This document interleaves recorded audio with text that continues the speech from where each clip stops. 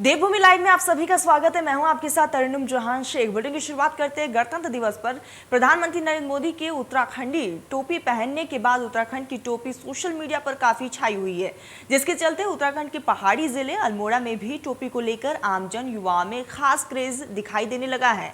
आलम यह है कि उत्तराखंड टोपी के बाजार में मांग लगातार बढ़ती जा रही है। वही बाजार में उत्तराखंडी टोपी की बढ़ती मांग को देखते हुए कई व्यापारियों ने उत्तराखंड टोपी की बिक्री शुरू कर दी है, जबकि कई ट्रेलरों को भी इस टोपी से रोजगार मिलने लगा है। स्थानीय दुकानदारों का कहना है कि मोदी यहाँ पर बाइडिंग के बाद उत्तराखंड टोपी की भारी मांग हो रही है। युवा और बुजुर्ग टोपी की मांग कर रहे हैं और प्रतिदिन 2 दर्जन से भी ज्यादा टोपी बिक रही है।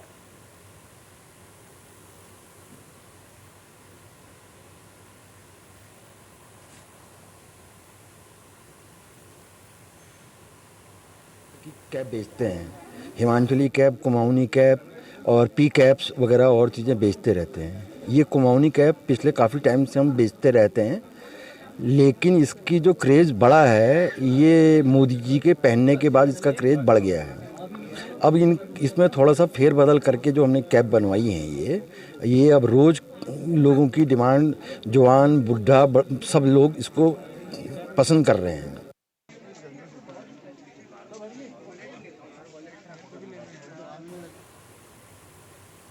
सांस्कृतिक नगरी अल्मोड़ा में महाशिवरात्रि के बाद महिला होली की भी धूम शुरू हो चुकी है। होली के नजदीक आने के साथ ही पुरुष और महिलाएं नगर और ग्रामीण क्षेत्र में होली की महफिलें जमाने लगे हैं और नगर के भद्रेश्वर मंदिर में महिलाओं ने बैठक की और होली का आयोजन किया है। एकादशी से रंग पड़ने के साथ ही होली की शुरुआत होती है, लेकिन सांस्कृतिक नगर अल्मोड़ा में पोष के पहले रविवार के साथ ही होली आयोजन शुरू हो जाते हैं। पोष के पहले रविवार से भक्त संगीत पर आधारित बैठकी होली का आयोजन किया जाता है, जबकि आपको बता दें कि शिवरात्रि के मौके से ही ऐसे में आधारित रस भरी होली गायन शुरू हो जाता है। वहीं भद्रेश्वर मंदिर में होली के रंगों में सरोवर महिलाओं का कहना है कि होली आयोजन में महिलाएं बिंदास होकर नाच गाना कर रही हैं।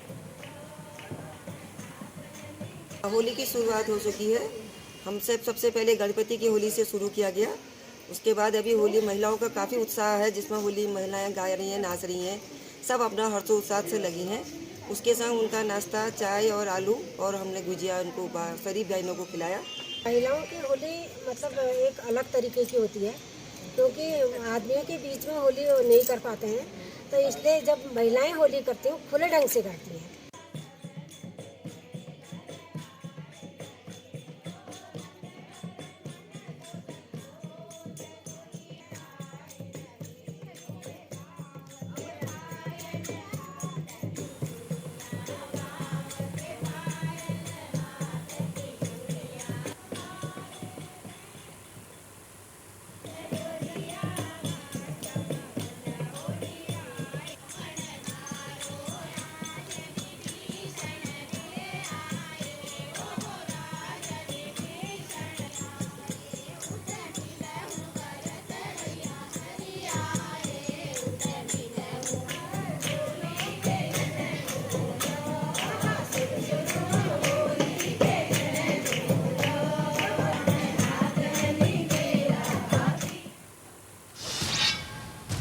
चलिए तो खबरों में आगे बढ़ते। विधानसभा चुनाव में एक प्रत्याशी के पक्ष में यहां पर भाषणबाजी करना एक शिक्षक को महंगा पड़ गया है। जिलाधिकारी के आदेश के बाद मुख्य शिक्षा अधिकारी ने शिक्षक को तत्काल प्रभाव से सस्पेंड कर दिया है। आपको बता दें कि रुड़की क्षेत्र के राजकीय उच्च माध्यमिक विद्यालय खाताखेड़ी में सहायक अध्यापक के पद पर तैनात फयाज अहमद पर चुनाव के दौरान यहाँ पर कलियर विधानसभा सीट से आजाद समाज पार्टी प्रत्याशी के पक्ष में जनसभा में भाषण देने का आरोप है। चुनाव के दौरान आचार संहिता का उल्लंघन करने पर मुख्य शिक्षा अधिकारी ने उपखंड शिक्षा अधिकारी से जांच कराई थी। जांच रिपोर्ट मिलने के बाद मुख्य शिक्षा अधिकारी एसपी सेमवाल ने अध्यापक फयाज को यहां पर निलंबित कर दिया है।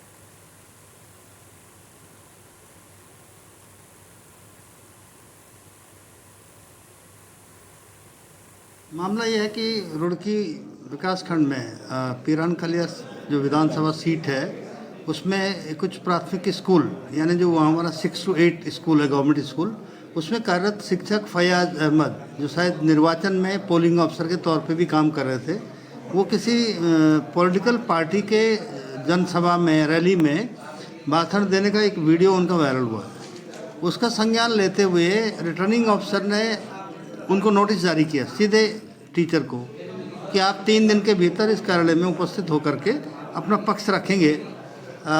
लेकिन उसकी कॉपी हमको दी थी उन्होंने, उसमें केवल ये लिखा था कि प्रतिलिपि मुख्य शिक्षा अधिकारी। लेकिन 3 दिन बाद जब वो उपस्थित नहीं हुआ है तो उसके बाद उन्होंने सीधे कार्रवाई के लिए हमको लिखा है।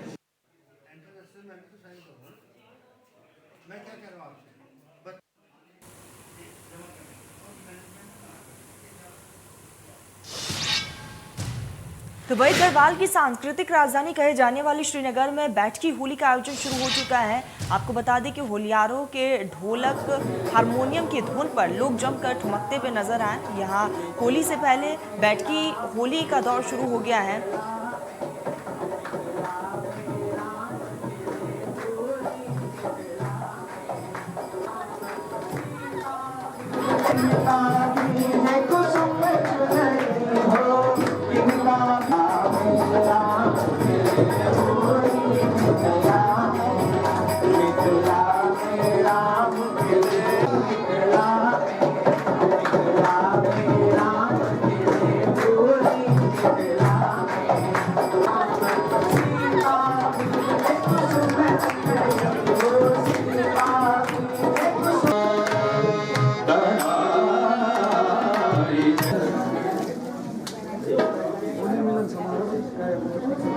श्रीनगर में मनाते हैं और श्रीनगर के सभी निवासी जो है ऐतिहासिक होली को मनाते हैं। हालांकि जो है कि कोरोना के चलते जो है बहुत सारे लगभग 2-3 साल से हम लोग होली से दूर हैं, फिर भी रंगों का ये त्यौहार जो है दिलों के मिलन का दिन त्यौहार कहा जाता है। और यहाँ की होली हमेशा अपने असली मायने में श्रीनगर में जो होली मनाई जाती है उसकी पूरे उत्तराखंड में जो है और पूरे भारत में जो है इसकी चर्चाएँ रहती है। देखिए, लॉरेन क्लब की ओर से हमने बैठकी होली का यहाँ पे आयोजन किया है नक्सल फाउंडेशन और उत्सव ग्रुप की ओर से, क्योंकि कोरोना के 2 साल पहले हमने ठीक यहाँ पे बैठकी होली की थी और कोरोना की वजह से हम बैठकी होली नहीं कर पाए थे। और ये जो हमारे रंगों का त्यौहार है, खुशियों का त्यौहार है और लोगों में काफ़ी एक्साइटमेंट है। हमने यहाँ पे कुछ शिक्षकों को भी सम्मानित किया, रंगकर्मियों को सम्मानित किया। मैं सभी शहरवासी को, प्रदेशवासी को, देशवासी को होली की ओर से हार्दिक शुभकामनाएं देता हूँ। चलिए तो इसी बीच शुरू कर लेते बड़ी खबर का। राजधानी देहरादून से बड़ी खबर। कैबिनेट मंत्री गणेश जोशी का दिल्ली दौरा। आज उत्तराखंड के उद्योग मंत्री का दिल्ली दौरा है और ऐसे में दिल्ली में पार्टी के शीर्ष नेताओं से उनकी मुलाकात है। बीजेपी के राष्ट्रीय महामंत्री कैलाश विजयवर्गीय से उनकी खास मुलाकात होनी है और उत्तराखंड में हुए चुनाव के संबंध में बातचीत हुई है। जोशी ने यहाँ पर MP दौरे से जुड़ी बातों का भी जिक्र किया है।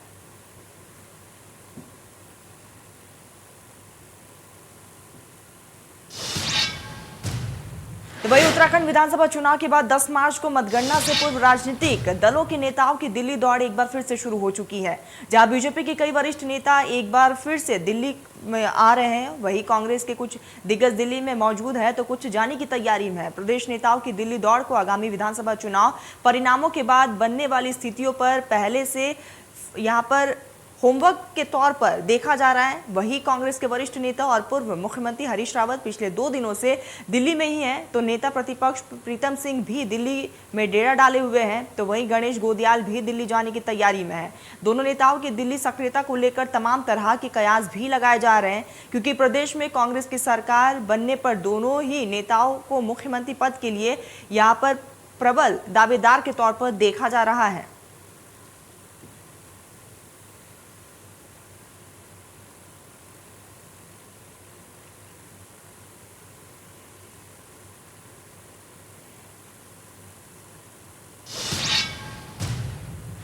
वही मतगणना से पहले बीजेपी ने कल अहम बैठक बुलाई। ये बैठक उत्तराखंड के चुनाव प्रभारी प्रहलाद जोशी ने बुलाई है।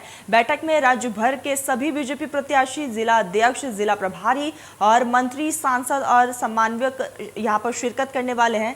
बैठक में प्रहलाद जोशी की अध्यक्षता में ये बैठक होगी, जहां प्रदेश के अध्यक्ष मदन कौशिक और राज्य के मुख्यमंत्री पुष्कर सिंह धामी भी मौजूद रहेंगे। बताया जा रहा है कि इस बैठक में चुनाव और मतदान से संबंधित फीडबैक भी लिया जाएगा और आगे मतगणना की यहाँ पर बारीकियों के बारे में भी जाना जाएगा। साथ ही सरकार के बनाने की तैयारी पर भी यहाँ पर चर्चा की जाएगी, यानी कि कई मसले ऐसे रहेंगे जिसको लेकर यहाँ पर चर्चाएं संभव है। 7 तारीख को भारतीय जनता पार्टी के सभी प्रदेश के पदाधिकारी, जिला अध्यक्ष, विधानसभाओं के प्रभारी और विधानसभाओं के प्रत्याशी, उन सबकी एक बैठक है और भारतीय जनता पार्टी में बैठकों का यह नियमित क्रम चलता रहता है। अब चूंकि मतदान हो चुका है,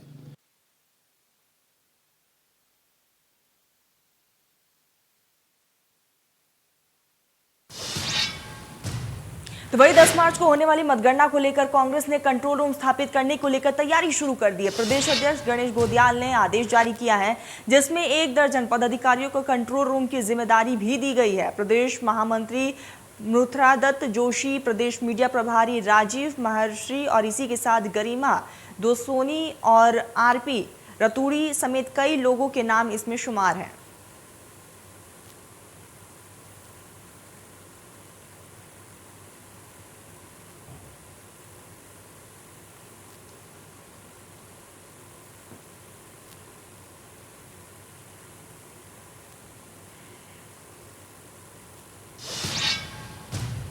तो वही उत्तराखंड में फिर से मौसम का मिजाज बदलने की पूरी संभावना है। आज पूर्वोत्तर क्षेत्रों में बारिश और बर्फबारी के आसार हैं। मौसम विभाग ने जताई है मौसम में बदलाव की आशंका और ऐसे में एडवाइजरी भी जारी की गई है।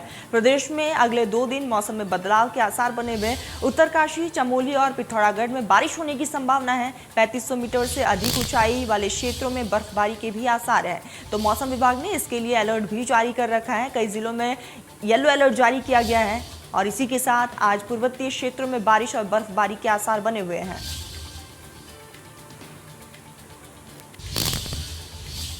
तो वही टिहरी गढ़वाल के कीर्तिनगर ब्लॉक के मलेथा गांव के लोग इन दिनों रेलवे की ओर से की जा रही ब्लास्टिंग के चलते बेहद परेशान है। यहाँ रेलवे की ओर से की जा रही ब्लास्टिंग के चलते लोगों के घर में दरारें पड़ चुकी हैं, जिससे गुस्साए ग्रामीणों ने कीर्तिनगर उप जिलाधिकारी कार्यालय में पहुंचे, जहां रेलवे प्रशासन के खिलाफ नारेबाजी की। ग्रामीण रामेश्वरी नेगी ने बताया है कि रेलवे की ओर से सुबह शाम देर रात कभी भी ब्लास्टिंग की जाती है, जिससे ग्रामीणों के मकानों में दरारें आ चुकी हैं।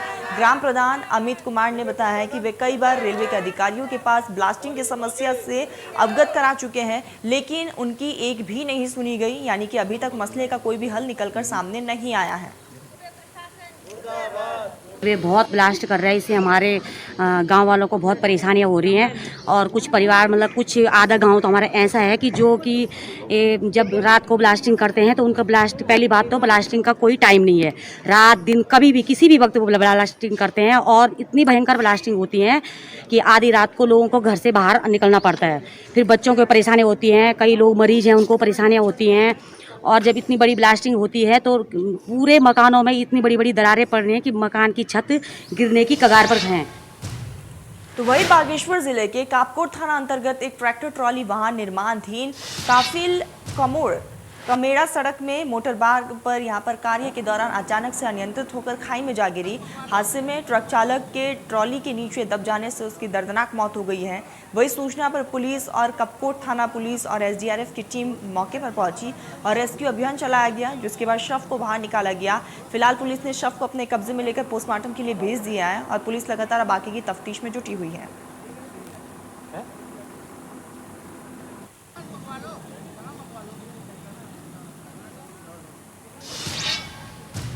तो 10 मार्च को मतगणना है, लिहाजा तमाम राजनीतिक पार्टियां मतगणना की तैयारियों में जुटी हुई है। इसी बीच कांग्रेस ने फिर से पोस्टल बैलेट के मुद्दे पर अपनी नाराजगी जाहिर की है।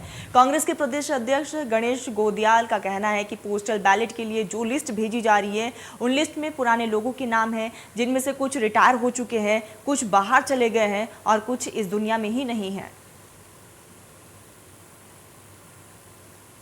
तो पोस्टल बैलेटों की जो फौज में पोस्टल बैलेट गए, उनकी जो 2021 लोगों की लिस्ट है, उसमें जो प्रथम नाम है, वो प्रथम नाम का व्यक्ति बहुत पहले रिटायर हो चुके हैं और वो आजकल गांव में मेरे कार्यकर्ता हैं और उनका नाम पहले नंबर पर है पोस्टल बैलेट के लिए। और अगर वो पोस्टल बैलेट वोट देकर आता है तो आप क्या मानेंगे? प्रमाण इससे अभी तो हम नहीं कह सकते कि भाई वो वोट आएगा या नहीं आएगा, लेकिन अगर ऐसे वोट आ गए, एक वही नहीं, तमाम ऐसे लोग हैं 2000 की लिस्ट में कम से कम 300-400 ऐसे लोग हैं जो या तो रिटायर हो चुके हैं या छुट्टी पर हैं, लंबे समय से 2 महीने की छुट्टी पर हैं, या दिवंगत हो चुके हैं। ऐसे बहुत से लोग हैं। अब ऐसे वोट अगर आते हैं तो आप क्या मानेंगे? इसको आप गलती तो मानेंगे। वही हल्द्वानी के राजकीय मेडिकल कॉलेज एक बार फिर से सुर्खियों में। इस बार मेडिकल कॉलेज के छात्रों को सिर गंजा कर घुमाया गया है, जिसका वीडियो भी सोशल मीडिया पर वायरल हो रहा है। मेडिकल कॉलेज में पढ़ने वाले छात्र पीठ में बैग लेकर लाइन में चलते हुए दिखाई दे रहे हैं, जिसमें छात्र सिर झुकाकर चल रहे हैं। सभी छात्रों के बाल कटे हुए हैं। एंटी रैगिंग कमेटी के मामले की जांच, अब पूरे मामले में आगे की जो जांच पड़ताल है वो लगातार जारी है। ये सोशल मीडिया के माध्यम से ही और आप लोग के माध्यम से अभी ये बात मेरे संज्ञान में आई है कि इस तरीके का कोई मामला हुआ है, लेकिन अब तक किसी के द्वारा ऐसी कोई शिकायत दर्ज नहीं की गई है। इस समय में मेरे द्वारा जो सुशीला तिवारी मेडिकल कॉलेज के प्राचार्य हैं डॉक्टर अरुण जोशी जी से, उनसे भी मेरी बात हुई है, तो वो कह रहे हैं कि अगर ऐसी कोई बात है तो इसकी कमेटी जो होती है उसके अंतर्गत इसकी जाँच करा के जो भी इसमें नियमानुसार कार्रवाई होगी वो की जाएगी।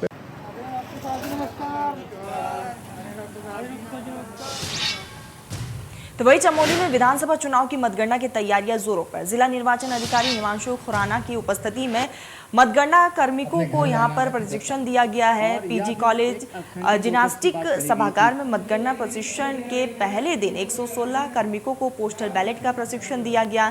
जिला निर्वाचन अधिकारी ने यहां पर स्ट्रांग रूम का भी निरीक्षण किया है। आगामी 10 मार्च को विधानसभा चुनाव की मतगणना होनी है, उससे पहले तमाम तैयारियां की जा रही है, लोगों को ट्रेनिंग भी दी जा रही है।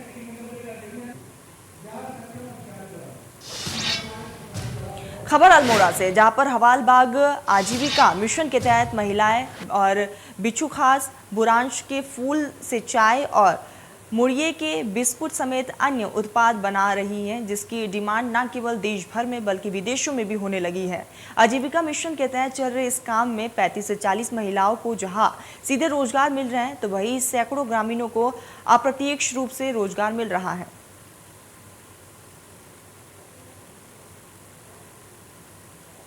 परियोजना से ये चीज़ हमको मिली हुई है। यूनिट जो हमारी बनी है एग्रो प्रोसेसिंग यूनिट, उसमें हमारी हर्बल टी बनती हैं 6 प्रकार की, जैम है, जूस है और हमारे मतलब जैसे सेब का जैम बनता है, कीवी का जैम बनता है। जो हमारी गांव की जो महिलाएं हैं उन्हीं से हम प्रोडक्ट को खरीदते हैं, कच्चा माल खरीदते हैं, फिर उसकी यहाँ पर प्रोसेसिंग होती है, जो जिसकी मतलब बहुत ज़्यादा हमारी डिमांड आती है, बाहर से भी आती है। धर्मनगरी के चौराहों और तिहारों की जिम की समस्या की छुटकारा पाने के लिए यहाँ पर हरिद्वार नगर निगम द्वारा सिंगल लाइट्स का टेंडर पास कर दिया गया है। हरिद्वार की यातायात व्यवस्था में सुधार लाने के लिए शहर के 15 प्रमुख चौराहों और तिहारों को चिन्हित कर ट्रैफिक लाइट्स काम शुरू कर दिया गया है।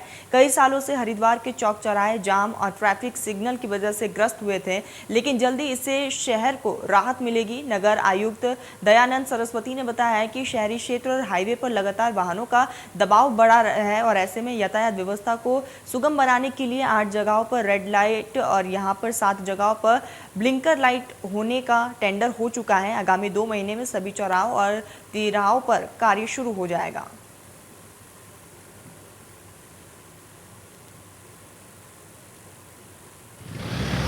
मोदी द्वारा निर्देश दिए गए थे, क्योंकि शहर के इंटरनल जो हमारा जो ट्रैफिक व्यवस्था है उसको देखते हुए, तो उसी के तहत हम लोगों ने 15 जगह पे आइडेंटिफाई किए थे, जिसमें कि पुलिस और नगर निगम और प्रशासन की एक ज्वाइंट कमेटी थी, जिसका सर्वे किया गया और ऐसे स्थानों को चयनित किया गया जहां पर ट्रैफिक लाइट की जरूरत थी। तो उसी के देखते हुए 15 जगहों पे हम लोगों ने ट्रैफिक लाइट के लिए पीपीपी मॉडल पे टेंडर दिया था और वो टेंडर हमारा हो चुका है। वर्तमान में एक आर्यनगर चौक पे लाइट लग भी चुकी है, बाकी जगहों पे लाइट लगना गतिमान है। चलिए, देवभूमि लाइव में फिलहाल बस इतना ही। देश प्रदेश की तमाम बड़ी खबरों के लिए आप देखते रहिए इंडिया न्यूज।